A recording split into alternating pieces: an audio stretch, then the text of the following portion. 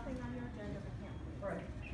So I'm going to ask that if there are a couple of staff folks that could stay and talk with them, maybe Jackie. We don't want to. Um, We don't want to.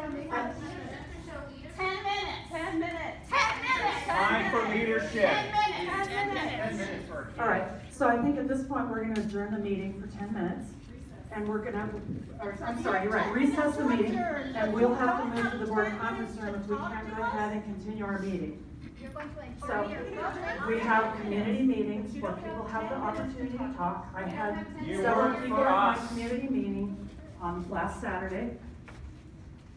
Unless That was there's a before board my there too kid's that would school had like a teacher to loss. excuse themselves from this Most session schools and didn't know take about it their out teacher to losses the at side. community meetings. It's not been I think it was communicated, going so out we and couldn't going come out out. and ask for anything during your meeting.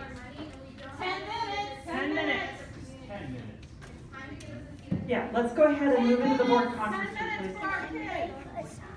Please talk about this. This is affecting every child in We Seattle. want 10 minutes.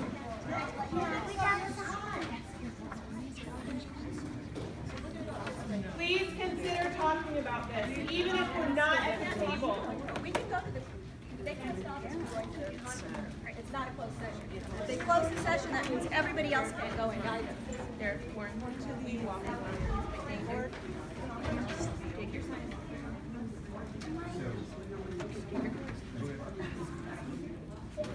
Get your cards and let's go. Or like a hand. Are we gonna go? Well, if security asks us to leave. These drastic cuts can't happen in the dark. They can't be sprung on us. Our teacher was notified on Wednesday. The community was notified on Thursday, and the cut happened on Friday. That is not okay. We need to be in the conversation. You work for us. This is our school district for our kids. We need to have a seat at the table. We need to be involved in the conversations.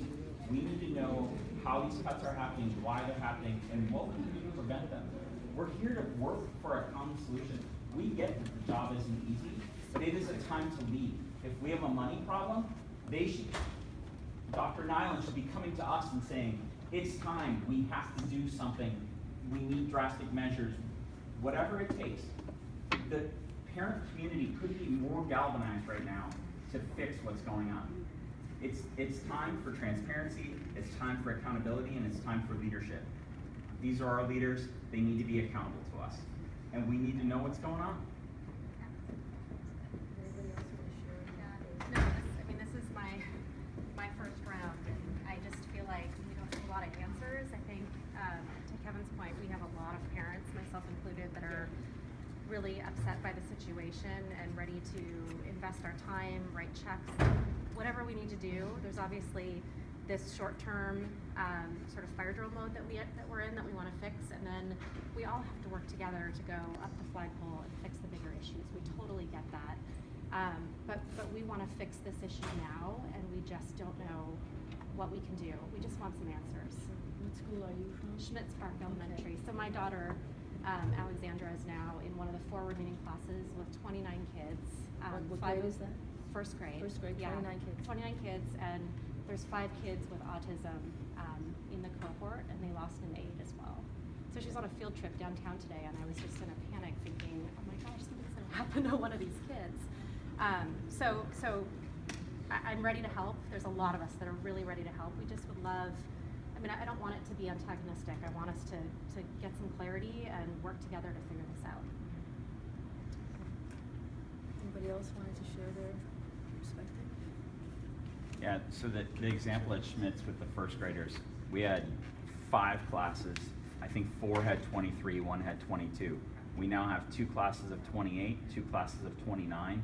Those parents were promised that we were going to have a specialized program to mainstream autistic kids, and there are 5 autistic first graders. And not only did we lose a teacher, we lost 0.5 of an aide that was specific to that program to help facilitate mainstreaming autistic children.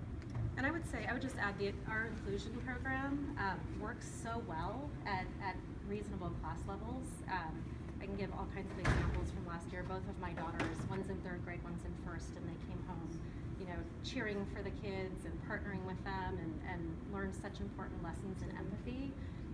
But it all falls apart with 29 kids and not enough aides. It's chaos and it doesn't work. So that just feels like such a huge missed opportunity. One of the things that was really interesting and really kind of got me more fired up about the subject again was Miss Peach, who's the teacher who was cut. I ran into her at the rally on Sunday, and she was telling me about how she had to help one of the teachers on Friday afternoon move tables and bookshelves out of her room so they could accommodate all the desks. The classrooms are crammed. It's an untenable situation. Right, and your school's already very crowded. Right. My kindergartner, I have a brand new kindergartner at Schmitz Park. The school was built for 275. We've got 643 kids there this year. We have 1 bathroom per gender.